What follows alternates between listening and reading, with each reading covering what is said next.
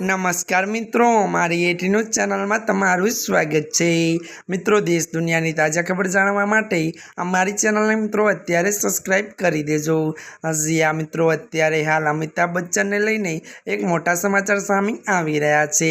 त्यारे मित्रों आपने जणावी दीए के ऐश्वर्या राय बच्चन परिवारथी फरी अलग देखाई। अनंत अंबाणी अने राधिकाना मंचना लग्न 12મી जुलाईना रोज धामधूमथी थया हता, जेमां अनेक सेलिब्रिटीओए भाग लीधो हतो।